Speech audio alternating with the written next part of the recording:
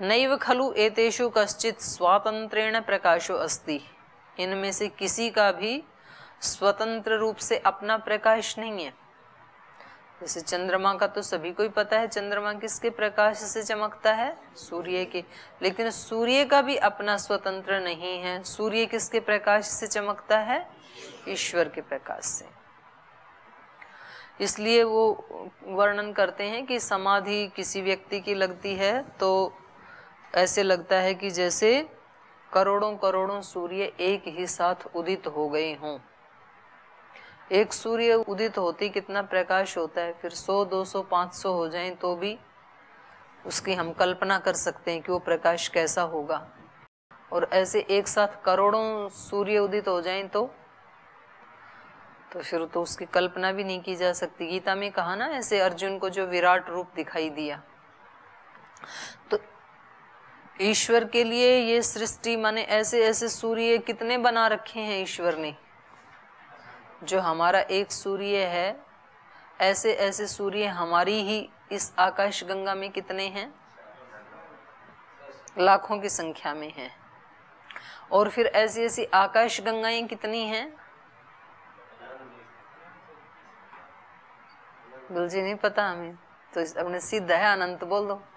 ठीक, देखी नहीं, जानते नहीं। जो ढूंढ पाए वो भी ये नहीं कह रहे हैं कि एग्जैक्ट इतनी ही हैं, वो कह रहे हैं इतनी तो हमने देख ली, उससे आगे हम नहीं देख पाए। तो कितने सारे सूर्य बनाए भगवान ने, बहुत सारे बनाए। तो इतना प्रकाश उसके पास है। तो मैं क्या बता रही थी? न खलु एतेषु कश्चित् स्वातंत्रेण प्रकाशो अस्ति। तो ये जो सूर्य आदि हैं, इस सूर्य का भी अपना स्वतंत्र प्रकाश नहीं है। तो इतने सारे तो सूर्य उसने बनाई दिए, तो जिसने इतने सूर्य बनाए वो उसके पास, स्वयं के पास उससे अनंत गुणा प्रकाश होगा ना। फिर हम मतलब ढूंढते रहते हैं ईश्वर को आंखें बंद कर करके। भगवान तो बाहर दिख ही रहा है ना। सूर्य को देखो तो बिल्कुल सामने दिख ही रहा है सूर्य, तो हम तो देखते नहीं है सूर्य को। उसको देखें और फिर उसके जैसे कितने सूर्य हैं इस आकाश गंगा में, फिर ये आकाश गंगाएं कितनी हैं। तो इसलिए सत्यकाम जाबाल को किससे ज्ञान हो गया? खुली प्रकृति से ही हो गया। उसको देखा आंख खोल के उन्होंने। हम तो आंख खोल के देखते तो हैं, लेकिन आंखें खुली होती हैं, लेकिन वो ऐसे सूरदास व्यक्ति जैसी आंखें हैं जो खुली होते हुए भी जिसको दिखाई नहीं देता है। एक कविता होती थी बचपन में, आंखों के होते भी अंधे मुझसे आकर ठुकरा जाते, और निज अभिमान की शान में दो चोटें और लगा जाते, मैं लुढ़क पुढ़क टकटकी लगा देखा करता उनकी, कुछ ऐसे था। मैं पथ का कंकर पत्थर हूं, ये था शीर्षक। पथ में जो कंकर पत्थर हैं, बोले मेरे पास तो आंखें नहीं हैं, पर जो आने वाले हैं वो आंखों के होते भी अंधे आकर मुझसे टकरा जाते। और फिर जब टकरा जाते हैं तो अपने अभिमान में एक ठोकर और लगाते हैं, फिर उसको ऐसे करते हैं पैर से, और बोले मैं इधर उधर लुढ़क पुढ़क के उनकी तरफ देखता हूँ, अरे मेरे तो आंख नहीं थी तो तेरे तो थी, तो तू तो मेरी रक्षा करता कम से कम। पहले आके मेरे को, मैं आराम से लेटा था तो मेरे को ठक्कर मारी, ठोकर मारी, और मार के फिर दोबारा और मेरे को लुढ़का रहा है। हाँ, तो ऐसे हम करते हैं। आंखें हैं हमारे पास, लेकिन हम तो कुछ और ही देख रहे होते हैं। हमारे सामने सूर्योदय हो रहा है, कितनी बड़ी घटना घटित हो रही है, कितनी बड़ी घटना घटित हो रही है, हमारा कोई ध्यान नहीं होता है। हम तो कुछ और ही धुन में रहते हैं, अपने नाश्ते की धुन में होते हैं यहाँ तो तो कुछ ना कुछ चलता रहता है। तो ऐसे रोजाना सूर्य आता है, चंद्र आता है, हवाएं चलती हैं, सब कुछ हो रहा है, लेकिन व्यक्ति सो रहा है। नैव खलु एतेषु कश्चित स्वातंत्रेण प्रकाशो अस्ति। ये देव हैं जरूर, लेकिन इनमें स्वतंत्र रूप से अपना प्रकाश नहीं है। अतः मुख्यो देव एकः परमेश्वर, इसलिए मुख्य देव तो एक परमेश्वर ही है। परमेश्वर एव उपास्यो अस्ति इति मन्यध्वम, और वो ही केवल एक उपासना करने योग्य है, ऐसा मान लेना चाहिए। तो क्या इन सब की उपासना नहीं करनी चाहिए? इनकी उपासना करें, लेकिन इनमें किसको देखें? उसी को देखें कि ये सब उसी के प्रकाश से प्रकाशित हैं। तो इनके माध्यम से मैं उसके साथ भी जुड़ रहा हूं। तो वो प्रार्थना करते हैं ना कि अपने दासों का दास बना लो प्रभु। भगवान जी, आप हमें सीधा सीधा अपना प्रीति नहीं देते हैं, हमें योग्य नहीं समझते हैं, तो जो आपके दास हैं, जो आपके भक्त हैं, हमें उनका भक्त बना लो। तो एक चेन के माध्यम से हम आप तक पहुंच जाएंगे। एक व्यक्ति को राजा के पास पहुंचना था, उसमें बहुत हुनर था, बहुत अच्छा काम करता था वो, लेकिन वो पहुंचे कैसे राजा के पास? कौन जाने दे उसको, बेचारे को गेट पे रोक दें। तो उसने किसी से पूछा कि मुझे राजा से मिलना है, लेकिन मैं कैसे मिलूं, ये तो जाने ही नहीं देते मेरे को जो गेट पे खड़े हैं। तो इन्होंने कहा कि तुम एक काम करो, इनके राजा के यहाँ जो नौकरी करते हैं महामंत्री आदि, उनके घर में नौकर लग जाओ। जो राजा के नौकर है ना, उनके तुम नौकर बन जाओ। तो उन्होंने कहा ठीक है। तो वो उनके घर में, उनके वहाँ तो कोई भी जा सकता है, तो उनके वहाँ जाके कहा कि मेरे को नौकरी पे रख लो, और बहुत अच्छे से सेवा करने लगा उनकी। तो जो भी काम बताते बड़े सुंदर ढंग से करता, सारे काम करके कहता जी और भी कोई काम है तो बता दो, मैं हाथ बटा लूंगा। तो वो जो भी राजा के वहां से उनको बहुत सारा काम मिलता था, तो बहुत सारा काम लाते, तो कहते कि देखो इनमें से यदि आप कुछ कर सकते हो तो आप ये भी कर दो। तो उसमें वो राजा ने एक बार कुछ बनाने के लिए दिया, कोई वस्तु बनाने के लिए दी, तो उसने कहा कि ये मैं बना सकता हूँ, मैं बना देता हूँ। उसने इतनी सुंदर बनाई उसको, तो वो लेकर के वहां गए। तो राजा ने देखा, बोले ये आपने इतना सुंदर कैसे बनाया, जरा मेरे को बताओ इसकी विधि। बोल जी मुझे तो विधि नहीं पता है, मेरे घर में तो एक नौकर रहता है, उसने ये बनाया है। तो बोले बुलाओ उस नौकर को। तो यही उसका उद्देश्य था, राजा के पास पहुंचना। तो पहुंच गया ना, तो वो डोर को पकड़ के मुख्य के पास पहुंच गया। तो इसलिए गुरुजनों की, इन देवताओं की पूजा क्यों करनी चाहिए?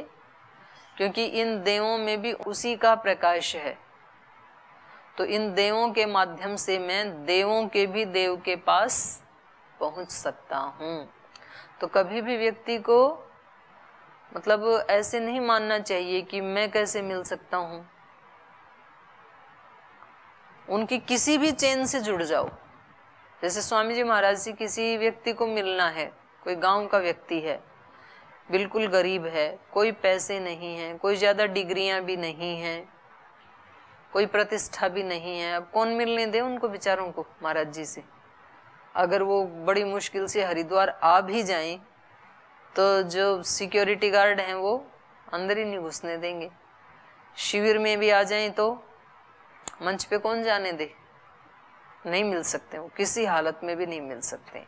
अब वो व्यक्ति क्या करता है, वो समिति से जुड़ जाता है, और समिति का जो प्रभारी है उसमें भी गांव का व्यक्ति है तो गांव प्रभारी से जुड़ेगा। लेकिन उसने सेवा इतनी अच्छी शुरू कर दी, गांव के एक एक घर में जा जा करके सबको बुला के लाता है, शिविर करवाता है, फिर उस गांव प्रभारी को भी बुलाता है। फिर गांव प्रभारी जब जिले की मीटिंग में जाता है तो अपने जिला प्रभारी को बताता है कि मैं आज अपने गांव से एक योग शिक्षक को लाया हूं और ये बड़ा कर्मठ है।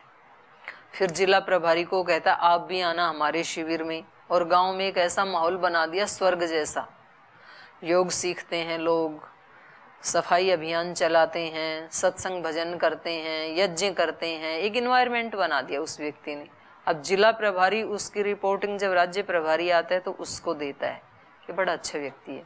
राज्य प्रभारी कहता है इसको हरिद्वार जरूर लेके चलना और इसकी सारी रिपोर्टिंग हरिद्वार लेके चलना। फिर वो हरिद्वार आते हैं, वो मुख्य केंद्रीय प्रभारी को बताते हैं जी इस व्यक्ति का बहुत अच्छा काम है, बड़े निस्वार्थ भाव से प्रसन्न चित्त होकर के करता है। फिर जो केंद्रीय प्रभारी हैं वो महाराज जी को बताते हैं, महाराज जी कहते हैं इसको मंच पे बुलाओ, आशीर्वाद देना है। तब उसको बड़े सम्मान पूर्वक मंच पे बुलाया जाता है अनाउंस करके। तो यही तो उसका उद्देश्य था, महाराज जी के पास पहुंचना ही था। तो व्यक्ति बड़ी से बड़ी वस्तु को भी पा सकता है, किसी स्थान पे बैठा हुआ भी पा सकता है, लेकिन उसको क्या करना है? सच्ची अभिप्सा, सच्चा पुरुषार्थ, दो चीजें। पहले एक टारगेट को तय करो, पाना क्या है, फिर उसके लिए अपने पास जितनी सामर्थ्य है वो सारी ईमानदारी से लगा दो, उसमें चीटिंग मत करो और रिलैक्स माइंड से लगाओ, उसमें कोई तनाव नहीं होना चाहिए। और उसके बाद आप देखेंगे रास्ते खुलते ही चले जाते हैं, फिर अपने आप प्रेरणाएं होने लगती हैं, अब तू ये कर, अब तू ये कर। उस व्यक्ति को अपने आप रास्ता भगवान दिखाता है। तो इन सारे देवों का भी हमें किस लिए सम्मान करना चाहिए? इनके माध्यम से हम वहां तक पहुंच सकते हैं, क्योंकि ये भी तो आत्माएं हैं ना। इन्होंने जब उस देवत्व को प्राप्त किया तो इनकी सेवा करके हम भी देवत्व को प्राप्त कर सकते हैं, और उस दिव्यता को प्राप्त करके जो देवों का देव है उसके पास भी हम पहुंच सकते हैं। तो कह रहे हैं अतः मुख्यो देवो एक परमेश्वर एवं उपास्यो अस्ति इति मन्यध्वम नैन देवा आपनुवन पूर्वमर्षत। तो ये उसका यजुर्वेद का मंत्र है। अत्र देव शब्देन मनः षष्ठानि श्रोत्रादि इंद्रियाणि गृह्यन्ते। कह रहे हैं यहाँ पर देव शब्द से 5 ज्ञानेन्द्रियां और छठा मन, मनः षष्ठानि और श्रोत्रादि इंद्रियाणि, ये 6 इनको भी, इंद्रियों को भी क्या कहा? देव कहा, क्योंकि ये इंद्रियां किससे मिलाती हैं? आत्मदेव से।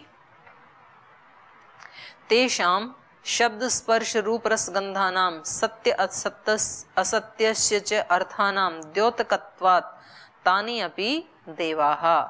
वो देव क्यों हैं? कह रहे हैं इनके जो 5 विषय हैं, शब्द स्पर्श रूप रस गंध आदि, और वो सत्य और असत्य, उनमें भी 2 है ना। शब्द अच्छे बुरे, स्पर्श अच्छे बुरे, और रूप अच्छे बुरे। एक रूप को देख करके व्यक्ति धन्य हो जाता है और एक श्रेष्ठ मार्ग पे चल पड़ता है, और दूसरे रूप को देख करके व्यक्ति श्रेष्ठ मार्ग पे चलता हुआ भी नीचे गिर जाता है। तो 2 निमित्त बनते हैं ना, 2 रूप। एक तो जो अपने डुमेट के स्वामी जी महाराज हैं, जब उनका रूप देखा तो एक प्रेरणा मिली, हम भी उस मार्ग पे चलें। और कभी किसी व्यक्ति के सामने कोई ऐसा रूप आया कि जितनी साधना की थी वो सारी भी भंग। तो ये विषय अच्छे और बुरे दोनों होते हैं। तो इसलिए कहा सत्य असत्ययोश्च अर्थानाम, ये अर्थ विषय जो हैं ये कैसे होते हैं? सत्य और असत्य। तो इनको द्योतकत्वात्, इंद्रियां क्या करती हैं? अच्छे की तरफ चलाती हैं, बुरे से हटाती हैं। इस व्यक्ति के पास चल, इसके पास मत चल। तो ये हमारी सहायता कर रहे हैं ना, तो इसलिए ये क्या है? देव हैं। यो देवः सा देवता। और कह रहे हैं देव और देवता दोनों एक ही हैं। इसमें देवातल, देव शब्द से तल प्रत्यय आता है, और वो तल का लय का लोप होकर के ता मिल जाता है तो देवता बन जाता है।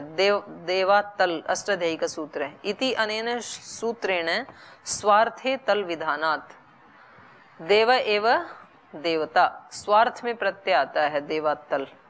स्वार्थ मतलब जो अर्थ देव शब्द का है वही देवता का भी है। स्तुतिर ही गुण दोष कीर्तनम भवति। स्तुति क्या होती है? देवों की स्तुति ऐसे कहा जाता है ना। तो स्तुति क्या होती है? गुण दोष का कीर्तन करना। दोष का कीर्तन भी स्तुति कहा इन्होंने। गुणों का कीर्तन तो स्तुति होती है, तो क्या दोषों का कीर्तन करना भी स्तुति होता है क्या? ये तो ऐसा ही कह रही हैं। गुण दोष कीर्तनम स्तुतिर्हि यस्य पदार्थस्य मध्ये यादृशा गुणाः दोषा वा सन्ति तादृशानाम एव उपदेशः स्तुतिर्विज्ञायते। अच्छा, ये दूसरे अर्थ में कह रहे हैं। जैसे हर चीज के गुण और दोष होते हैं ना अपने अपने, तो विवेक क्या करता है, दोनों को दिखा देता है, ये गुण हैं, ये इसके दोष हैं। तो जो इंद्रियों के विषय हैं उनमें भी अपने कुछ गुण हैं, कुछ उनके दोष हैं। तो विवेक दोनों को दिखाएगा, तो हम गुण को अपना लेंगे, दोष से बच जाएंगे। तो ये दोनों का कीर्तन, दोनों को बताना, ये क्या हो गया, स्तुति। यस्य पदार्थस्य मध्य, जिस पदार्थ में यादृशा गुणाः, जैसे भी गुण होते हैं या दोष होते हैं, दोषा वा सन्ति तादृशानाम एव उपदेश, वैसा ही उस वस्तु के बारे में उपदेश करना, ये क्या है, स्तुति। स्तुति का मतलब ये कह रहे हैं कि केवल गुणों का बखान नहीं करना, वो फिर क्या हो जाएगा, अज्ञान हो जाएगा। क्योंकि व्यक्ति को जिससे राग होता है ना, उसका केवल गुणों का ही बखान करता है, वो उसके दोष देख नहीं पाता है, और जिसके कारण दोष न देख पाने के कारण फिर वो राग के कारण फंस जाता है। तो हर वस्तु के या व्यक्ति के कुछ गुण होते हैं, कुछ दोष होते हैं, तो उस दोष से तो हटना है, उसको अपनाना नहीं है, और गुण से गुण को प्राप्त करना है। तो जो पदार्थ जैसा है उसको वैसा ही जानना, वैसा ही उपदेश करना, ये ही उसकी स्तुति है। तद यथा अयम असि ही प्रहृत सन अतीवच्छेदनम करोति तीक्ष्ण धार स्वच्छो धनुर्वत् नाम्यमानो अपि न त्रुट्यति इत्यादि गुणकथनम अत विपरीतो असीना एव तत्कर्तुं समर्थो भवति इति अयसे स्तुतिर्विज्ञेया। जैसे ये एक उदाहरण दे रहे हैं, तद यथा, जैसे अयम असि ही, यह तलवार है, असि माने तलवार, ये तलवार है, प्रहृत सन, और इसको उठाए जाते हुए, माने जब इसको हाथ में लिया जाता है तो हाथ में ग्रहण होती हुई, प्रहृत सन अतीवच्छेदनम करोति, बहुत ही जल्दी ये काट देती है। इस तलवार है और जैसे इसको हाथ में लेते हैं तो बड़ी उससे चलती है, ये वेग से। अतीवच्छेदनम करोति, बड़े अच्छे से काटती है ये, क्योंकि तीक्ष्ण धारः, क्योंकि ये तीक्ष्ण धार वाली है। तो ये क्या हो गया, उसका गुण, तलवार का गुण बताए जा रहे हैं ना। तीक्ष्ण धार, स्वच्छ, ये स्वच्छ है, और धनुर्वत, धनुष के समान, नाम्य मानो अपि न त्रुट्यति, जैसे धनुष को झुकाया जाता है तो धनुष टूटता नहीं है ना, वैसे ही कहते हैं ये तलवार भी कैसी है, फ्लेक्सिबल है, इसको झुका भी दें तो ये टूटती नहीं है। तो ये क्या है, तलवार की स्तुति, उसके गुण बताए जा रहे हैं ना, कैसी कैसी है ये। धनुर्वत नाम्य मानो अपि न त्रुट्यति इत्यादि गुण कथनम, तो ये उसके गुणों का कथन। अतः विपरीत, और इसके विपरीत क्या कहेंगे, असीना एव तत्कर्तुम समर्थो भवति, ऐसी इस तलवार से ही ये युद्ध आदि करने में व्यक्ति समर्थ होता है। तो एक तरफ उसकी गुण बताए, दूसरी तरफ उसका दोष भी बताया। तो कह रहे हैं ये क्या है, अयसे स्तुति विज्ञेया, ये इस तलवार की स्तुति जाननी चाहिए। उसके गुण भी बताए, उसके विपरीत उसका दोष भी बताया। तो दोनों प्रकार के गुण और दोष दोनों का बखान करना ही वास्तव में स्तुति है। तद्वत अन्यत्रपि विज्ञेयम, और इसी के समान दूसरी जगह भी जान लेना चाहिए। परंतु अयम नियमः कर्म कांडम प्रत्यस्ति, लेकिन करें ये जो नियम है ये कर्म कांड में उल्टा होता है।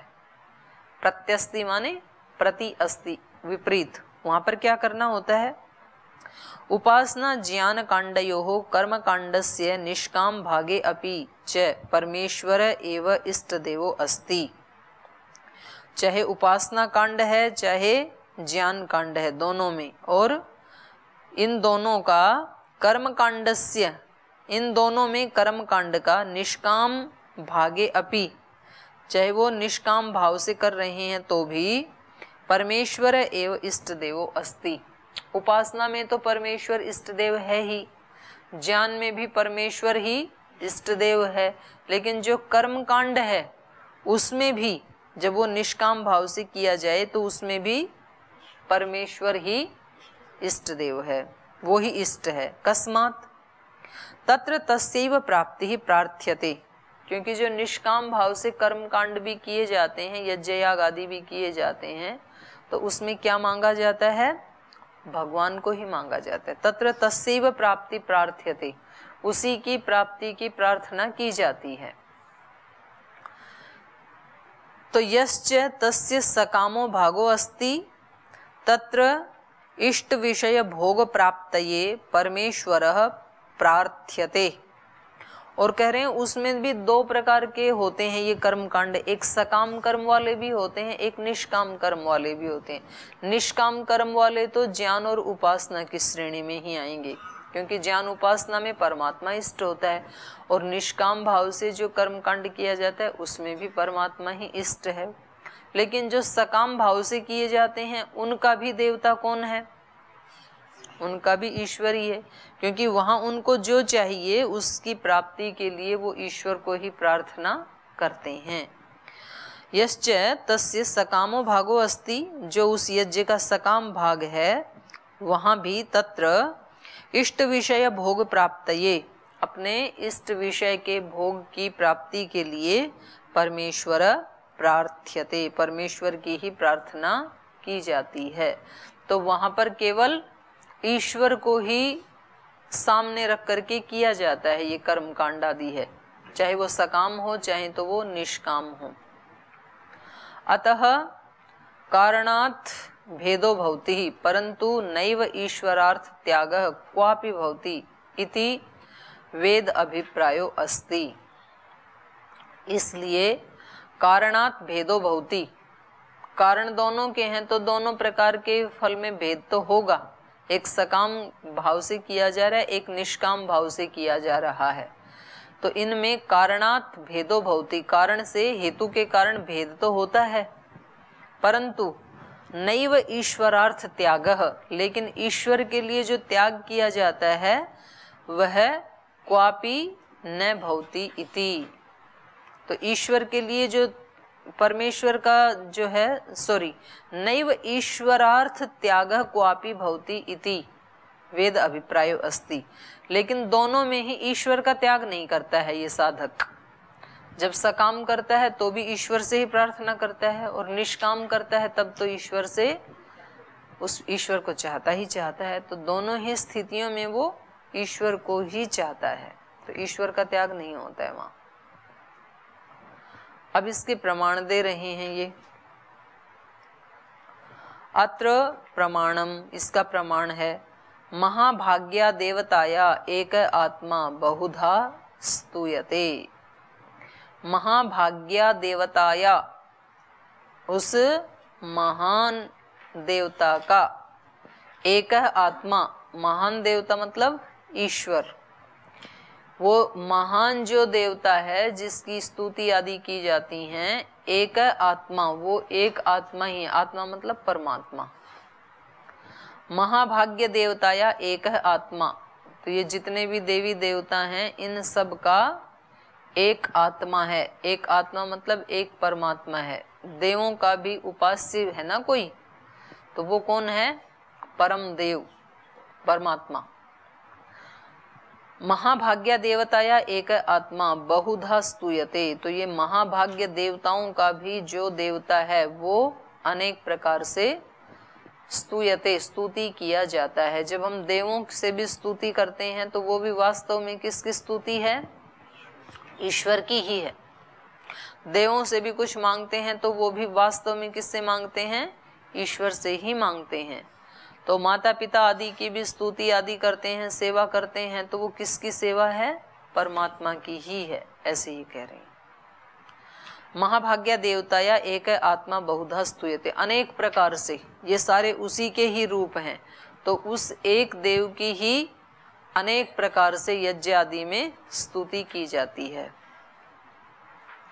एकस्य आत्मनो अन्ये देवा प्रत्यंगानि भवन्ति, क्योंकि एकस्य आत्मनो, वो जो एक परमात्मा है, उसी के अन्य देवा, ये जो दूसरे देव हैं, ये क्या है? प्रत्यंगानि भवन्ति, उसके अंग प्रत्यंग हैं, उसी के ही भाग हैं ये सब, उसी का ही स्वरूप है ये सब। तो कर्म जन्मान आत्म जन्मान आत्मा एव एषाम रथो भवति, आत्मा अश्वा, आत्मा आयुधम, आत्मा इषु इषवः, आत्मा सर्वदेवस्य देवस्य। तो ये निरुक्त का है। वो कह रहे हैं एकस्य आत्मनो अन्य देवा प्रत्यंगानि भवन्ति, उस एक आत्मा के अर्थात उस एक परमात्मा के ही ये सारे देव अंग प्रत्यंग हैं, क्योंकि कर्म जन्मान आत्म जन्मान आत्मा एव इनके कर्मों का, माने इनके दिव्य कर्मों का उत्पन्न करने वाला, और आत्म जन्मान इस देव योनि का जो उनका स्वरूप है, उनको देव बनाने वाला, वो आत्मा एव, वो आत्मा ही है। इनके दिव्य कर्मों से तो देवता बने ना, तो ये दिव्य कर्म भी किसकी सहायता से हुए? ईश्वर की सहायता। तो उनके दिव्य कर्मों की उत्पत्ति करने वाला भी परमात्मा ही है, और उनको जो ये दिव्य स्वरूप मिला, दिव्यता, दिव्य गुणों वाला जो उनका स्वरूप है, आत्म जन्मान है, उनकी आत्मा का जन्म, अर्थात इस दिव्यता वाला उनका स्वरूप। तो इसका भी कारण कौन है? आत्मा एव, अर्थात परमात्मा एव, क्योंकि वही उनका कारण है। और एषाम रथ भवति, और इनके पास जो भी वाहन है, अलग अलग देवताओं के अलग अलग रथ है ना, रथ मतलब साधन जिससे वो गति करते हैं, तो इनका रथ। और आत्मा अश्वा, आत्मा के अश्व, अर्थात उन देवों के अश्व क्षेपणे होता है, और अश्व मतलब प्राण भी होता है। तो जो इनकी प्राण शक्तियां हैं, जो भी इनके पास शक्तियां, ये सारे पशु और साधन जो बताए हैं, ये उनकी शक्तियों का ही आलंकारिक वर्णन है। एषाम रथ भवति, आत्मा अश्व, आत्मा आयुध, आयुध माने अस्त्र शस्त्र, देवों के हाथ में अस्त्र शस्त्र हैं, उनके पास रथ है, उनके पास अश्व आदि पशु हैं, कि किसी न किसी देवता के पास कोई ना कोई। और आत्मा ईशवः, और इन आत्माओं के माने इन देवताओं के जो ईशु हैं, जो बाण हैं, तो इन्होंने हाथ में ले रखे हैं, आयुध ईशु आदि। तो आत्मा सर्वम देवस्य देवस्य, सर्वम देवस्य आत्मा, इन सब देवों का जो आत्मा माने स्वरूप, इनका जो दिखाई देता है, इनके कर्म, इनका स्वरूप, इनके साधन, इनकी शक्तियां, वो सब परमात्मा से ही हैं। इसलिए वो परमात्मा क्या है? वो देवों का भी देव है, और ये क्या है? उसके अंग प्रत्यंग हैं। तो इसलिए इनका कभी उपासना करे तो भी क्या सोच के करना चाहिए कि अप्रत्यक्ष रूप से मैं उस परमेश्वर की ही उपासना कर रहा हूँ। तो जैसे गांव में योग शिक्षक जो काम करता है, वो इनडायरेक्ट रूप से क्या सोचता है कि मैं स्वामी जी की ही सेवा कर रहा हूँ। तो इस भाव से हम इन देवों की पूजा करें। यहीं पाठ को विराम देते हैं।